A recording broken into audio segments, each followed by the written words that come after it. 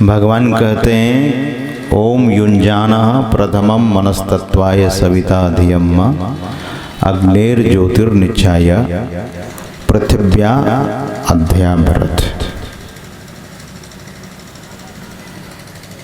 पृथिव्या मतलब वेद भगवान कहते हैं भूमि, पृथ्वी है भूमि है। इस भूमि को, किस भूमि को? योग भूमि को अपने अंदर अच्छी प्रकार धारण करें।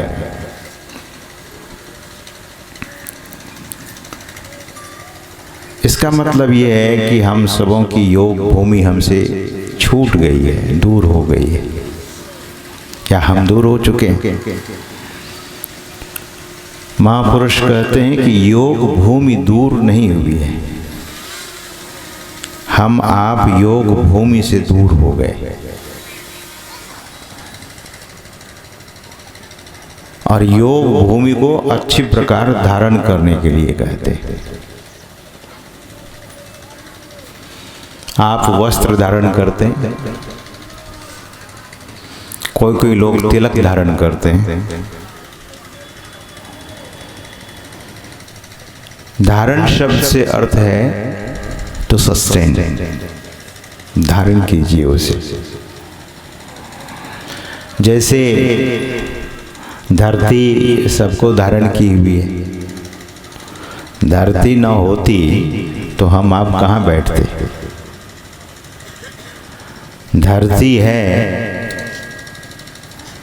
तो जीवन की कल्पना है, इस लोक की कल्पना है, पृथ्वी लोक। सज्जनों,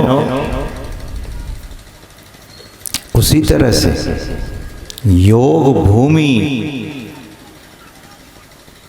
पर हम आप न जाएं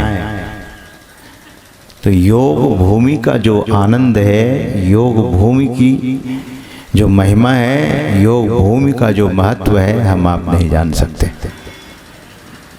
तो वेद भगवान कहते हैं योग भूमि को अच्छी प्रकार धारण करें। And that auspicious land is in us. वो पवित्र भूमि, वो मंगलदायी भूमि जो जीवन को कुशलता में परिवर्तित कर देती है, वो भूमि हम आपके भीतर है। और कहाँ है वो भूमि? दोनों भौहों के बीच में, भ्रुवोर मध्य, दोनों भौहों के बीच में वो भूमि है, योग भूमि। और यह जीव उस योग भूमि से हटा हुआ है, अंधकार में पड़ा हुआ है, अज्ञान में पड़ा हुआ है, आवागमन के चक्र में पड़ा हुआ है, सुख दुख के चक्र में पड़ा हुआ है। और यहाँ सुख से मतलब, सुख दुख से मतलब, संसार में क्षणिक सुख होता है और दुख होता है। एक और सुख है जिसे शाश्वत सुख कहते हैं, the eternal happiness. The momentary happiness is not really for us. क्षणिक सुख होता है लोगों को, लोग नए वस्त्र पहनते हैं तब भी उनको अच्छा लगता है, सुख लगता है। कोई आपको अच्छी चीज़ गिफ्ट करते हैं, भेंट करते हैं, तब आपको बड़ा अच्छा लगता है। आपको कोई अच्छी वस्तु खाने को दिया जाता है तब भी बड़ा अच्छा लगता है, खा करके स्वादिष्ट भोजन को, भोग्य पदार्थ को जब लोग भोग करते हैं, ग्रहण करते हैं, तो लोगों को बड़ा सुख लगता है। लेकिन दैट्स ऑल मोमेंटरी हैप्पीनेस, वो क्षणिक सुख है। संत महात्मा लोग और शास्त्र शाश्वत सुख की बात करते हैं, शाश्वत सुख की ओर जाने के लिए कहते हैं। शाश्वत सुख को पाने के लिए संत महापुरुष कहते हैं। शास्त्र कहता है कि शाश्वत सुख मिलेगा तो वो ऐसा सुख है कि छुटाने पर भी कभी वो सुख छूटेगा नहीं, हटाने पर भी वह सुख हटेगा नहीं, मिटाने पर भी वह सुख मिटेगा नहीं। नष्ट करने पर भी वो कभी नष्ट होने वाला नहीं है, ऐसा सुख है। और उस सुख को पाने के लिए योग भूमि पर जाने की जरूरत है। और योग भूमि पर कैसे जाएंगे? तो वेद भगवान कहते हैं बुद्धि योग। ये बुद्धि योग क्या है? बुद्धि योग मतलब सत्संग। पहले बुद्धि योग, प्रथमम युञ्जानः मनः, पहले बुद्धि योग कीजिए। और बुद्धि योग मतलब यही सत्संग, जहाँ बैठकर हम आप अपनी बुद्धि का योग उस शाश्वत सुख के लिए कर सकते हैं। बाहर में पहले जानकारी, बाह्य रूप से हम आप इस ज्ञान को समझ लें, उसके बाद जीवन में उतारें। हम सबों को प्रैक्टिकल करना होता है, हम सबों को प्रैक्टिकल करना होगा। तो इसीलिए महापुरुषों ने सत्संग को दो भागों में बांट दिया, एक बाह्य सत्संग, दूसरा अंतरंग सत्संग, आभ्यंतर सत्संग, भीतर का सत्संग।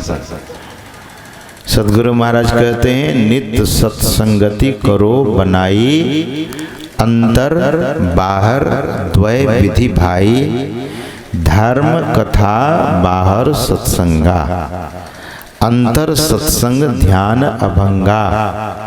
ये धर्म कथा का मतलब कर्तव्य कथा।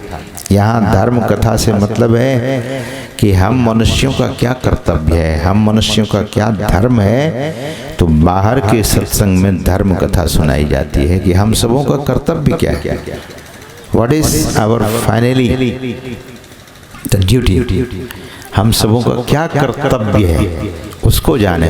कर्तव्य ही को परिमार्जित और शास्त्रीय भाषा में धर्म कहा जाता है। तो धर्म कथा बाहर सत्संगा, ये बाहर का सत्संग है। लेकिन अंतर सत्संग क्या है? सदगुरु महाराज कहते हैं कि नैनन मूंद ध्यान को आसन, करो होई दृढ़ बैठ सुखासन, मानस जाप नाम गुरु केरा। यहाँ वेद भगवान कहते हैं कि पहले बुद्धि योग फिर मानस योग। मानस जाप नाम गुरु केरा, मानस रूप ध्यान उन्हीं केरा, यह अवलंब ध्यान कछु होई, अब पुनः दृष्टि बल कीजय सोई। This is the base for the meditation. क्या है बेस? बेस क्या है? मानस जाप ध्यान उन्हीं केरा, मानस रूप ध्यान उन्हीं केरा। मानस जाप और मानस ध्यान ये दोनों चीज, लेकिन इसके पहले बुद्धि योग, इसके पहले सत्संग, बाह्य सत्संग। बाहर के सत्संग में बैठ करके सत्संग को समझ लेंगे तो भीतर में प्रेम जगेगा, भीतर में लगन लग जाएगी, उत्कंठा होगी, भीतर में अभीप्सा होगी, जानने की इच्छा होगी, पाने की इच्छा होगी। तो सज्जनों, इसीलिए वेद भगवान कहते हैं पहले बुद्धि योग, पहले सत्संग, पहले बाह्य सत्संग। इस मंत्र में बाह्य सत्संग की भी चर्चा है और इस मंत्र में अंतर सत्संग की भी चर्चा है। अंतर सत्संग क्या? तो अग्नि की ज्योतियों का योग कर, अग्नि योग, ज्योतिर्योग, बिंदु ध्यान। इस मंत्र में नाद ध्यान की चर्चा नहीं है। आगे के मंत्रों को जब पढ़ेंगे तब नाद की भी चर्चा है, लेकिन पहले ज्योतिर्योग है। सज्जनों, बाहर का सत्संग में खूब अपने को लगाना होता है। बाहर के सत्संग को श्रद्धा से, ध्यान से, एकाग्रता से जब कोई सुनता है तो भीतर में उसे अभीप्सा हो जाती है, जिज्ञासा हो जाती है। तो जानना सबसे